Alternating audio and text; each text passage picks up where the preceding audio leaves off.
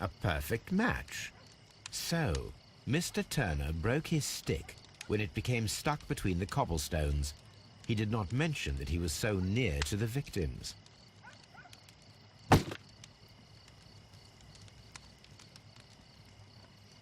The books on this shelf are in a mess. It looks as though Mr. Turner was trying to find something in a hurry here a short while ago.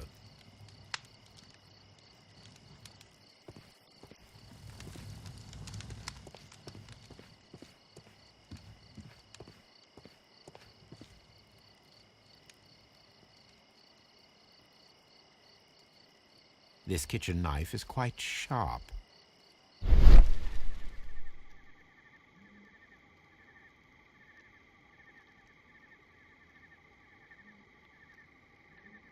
There are pieces of shredded paper scattered over the table.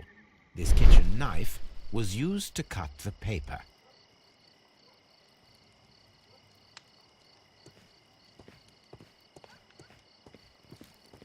Anything else you would like to know, Mr. Holmes?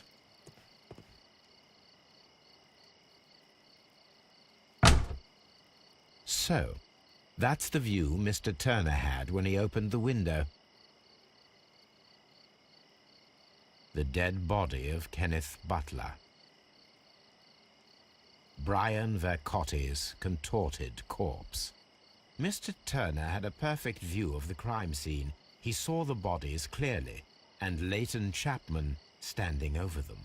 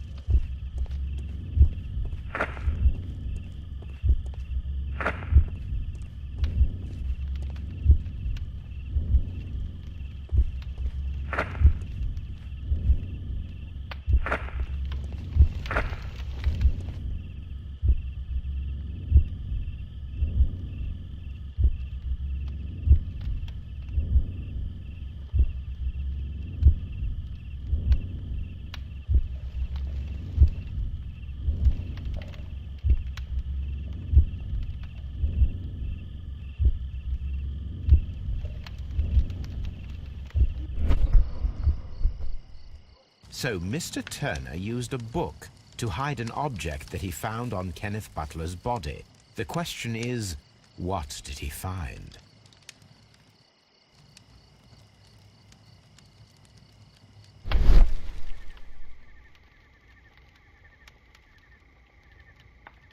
I can see prints from greasy fingers upon the cover of this book. Let us take a closer look. Well now, what a find! A precious jewel, concealed inside a book. A bracelet with a unique ram's head design, a distinctive feature of ancient Grecian artifacts, probably of the Hellenistic era.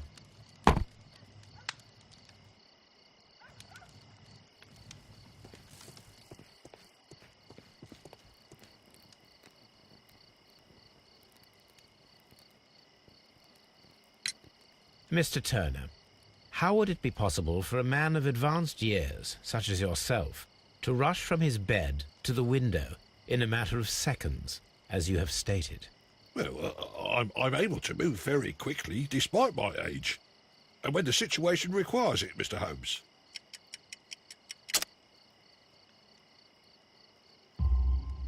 I highly doubt that, Mr. Turner.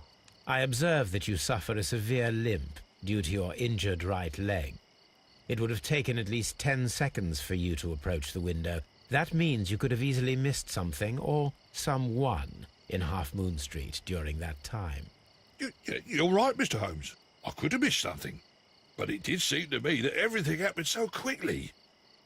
Time can pull tricks on you.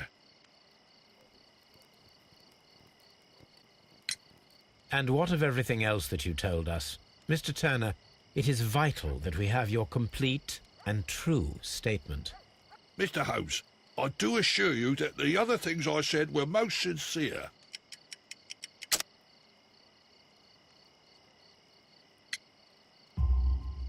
Mr. Turner, you were not sincere with me. Not then, and not now. But Mr. Holmes... This, Mr. Turner, does not look like anything that a poor man might possess. It is worth more than the home that you live in. I can explain. No, merely correct me if I am wrong. You saw Leighton Chapman through the window, but you also noticed a glittering object on the ground, this precious jewel. You walked down and took the bracelet from the body of Kenneth Butler, and when you heard the whistles, you hurried away. That broke your walking stick. It caught fast between the cobbles. Constable Marrow was unable to see you in the window as you were climbing up the stairs on your way back to your flat. Upon returning home, you hid the precious jewel inside a book. Mr. Holmes, please don't send me to prison. I didn't do anything bad. I'm just a poor man. When I chanced upon the bracelet, I saw it as an opportunity to make a little money. I was desperate. I only took the bracelet, that's all, I swear. You made a mistake by lying to me. But you are not a criminal. I believe that. Although I must return this bracelet to its rightful owner. That's why it's better to stay at home at night.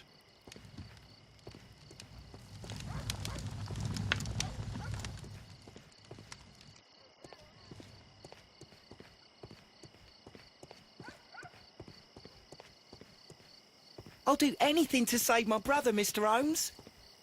It would be my...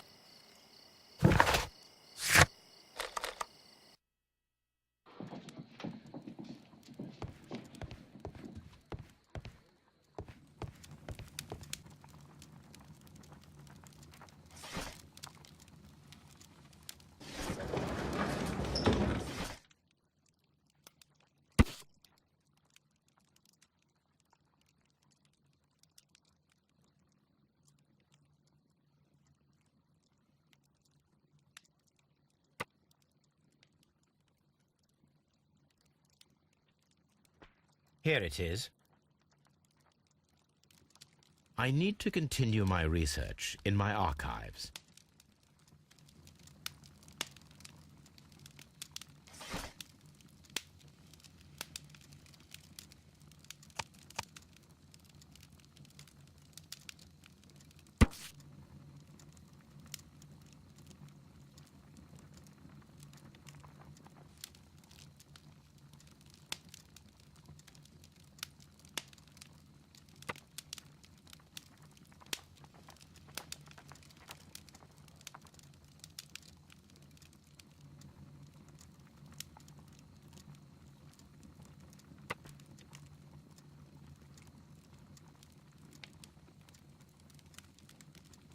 Here it is.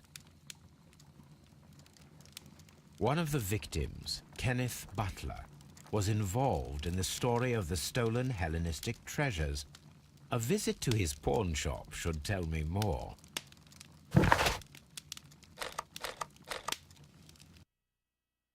Mr. Holmes, whatever brings you here so late at night? I'm interested in the case of young Leighton Chapman. He was arrested earlier this evening and accused of a double murder. I beg your pardon? That case is quite clear to the police. Or are there any new facts that we don't know about? Who knows, Inspector? Look, you are free to investigate, of course, Mr. Holmes. Chapman was arrested with a revolver in his possession, which you can find in the evidence room. The suspect himself is in custody. Did you find anything else on his person? A few personal belongings. Nothing particular, Mr. Holmes. Thank you, Lestrade. Mr. Holmes, what is the trouble with that lad? Isn't he guilty of murder?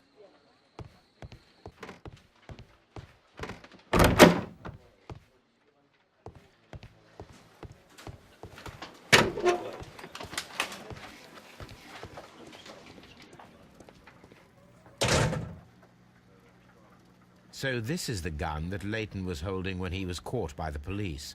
It is a Webley revolver, a reliable weapon. It seems as though the shells were not removed from the cylinder.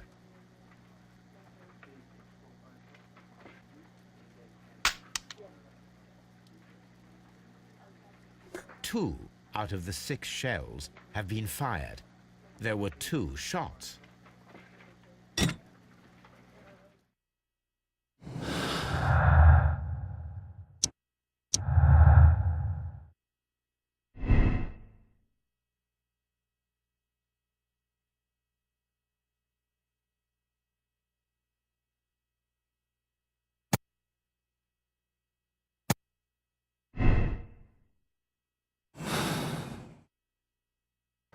These cigarettes are filled with cheap tobacco. Nothing interesting. A cheap watch, bought with his own money, no doubt.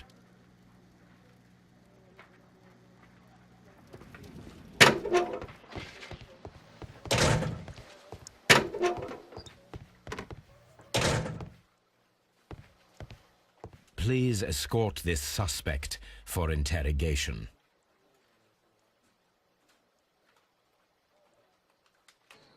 Good evening, Mr. Chapman. Who are you? I've got nothing to say. It's all a mistake. Calm down, Leighton. I have come here to help you.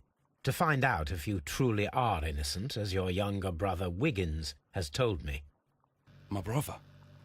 You know him? Then that means you're... Sherlock Holmes. Oh, blimey. All right, Mr. Holmes. I'll tell you everything.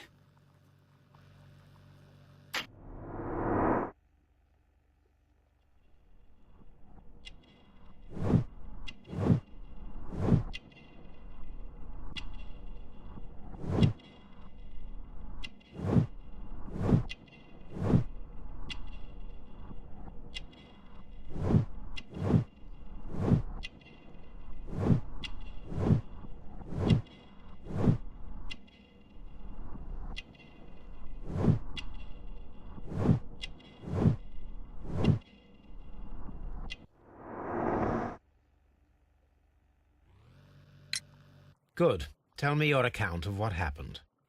I left my work, and I hurried up to see the fireworks in Whitechapel. I was late, so I decided to cut through Half Moon Street. I saw the first fireworks light up in the sky. I bumped into a constable on a corner before entering Half Moon. Then suddenly, what with all the firework flare, I saw 2 men.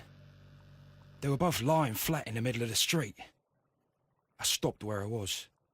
I thought about turning back to the police, but as I was thinking of that, I saw a third person. He was leaning over the body that was furthest from me. The second I saw him, he raised his head, and he stared at me. In a flash, I saw his gun, but he made a dash for it instead, and he escaped through Whitechapel Street.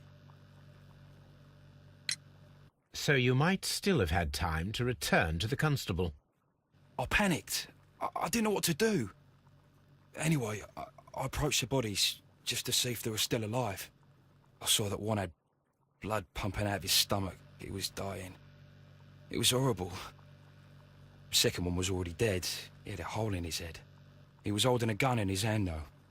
I took it, and then I followed the third man. Interesting. Pray, continue. I turned a corner, and I saw the man standing in the middle of the street. He seemed to be in some sort of panic. And then, Mr. Holmes, something strange happened. I told the police and they laughed at what I said, but I swear to you, my words are true. I started running towards him. But then I was blinded by a flash. It was so bright that I hardly saw anything for a good dozen seconds. But I kept running forward. As I arrived in Whitechapel, I heard a woman screaming. And then I was caught by the police. But there wasn't a trace of that man. Of course, then they found a gun and all that blood. I couldn't see the murderer escaping and all that mess. Perhaps I was still half-blinded at that moment. A thrilling account, my young man. Leighton, are you able to describe the person whom you saw standing in Half Moon Street? Well, I wasn't able to see his face at all. It was too dark. And he was too far away. I could see his silhouette. And what about that? Nothing so special. He was wearing a jacket. He was quite average in size and his weight. I see. Was there anything else that struck you at the time? No. But perhaps...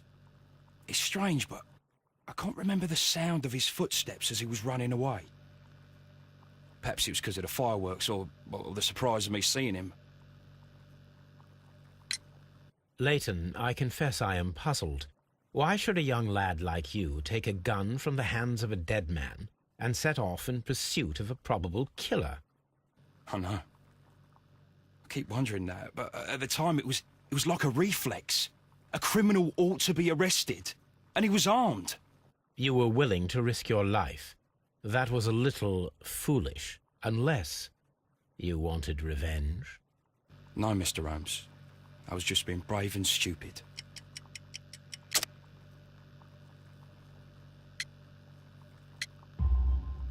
I'm sure that you were, but I believe that you may have recognized one of the victims, Brian Vercotti. You knew that gentleman well, did you not? However could you know that? You have a typical tattoo of the Westgate Brotherhood upon your hand. I observed exactly the same mark upon Mr. Vercotti. You came to know him from your sharing a past prison sentence. Am I correct, Mr. Chapman? Oh, God. You're right, Mr. Holmes. Would you tell me a little about Brian Vercotti? We were convicted for a robbery. Once in prison, both of us joined one of these fraternities. During that year, we tried to help each other out, you know? You were quite young then, I believe. Yes, Mr. Holmes, we were. We'd only stolen a pound of meat. After we were released, and when I saw what my little brother had become, I decided to work towards living an honest life. And Vercotti? He had a hard time. His sister had died in a Whitechapel dispensary while he was in prison. He had no family anymore. Our paths split. He fell back into crime. So you lost him? Yes. And for around 2 years, I heard no news of him at all. We shall see you soon, young man.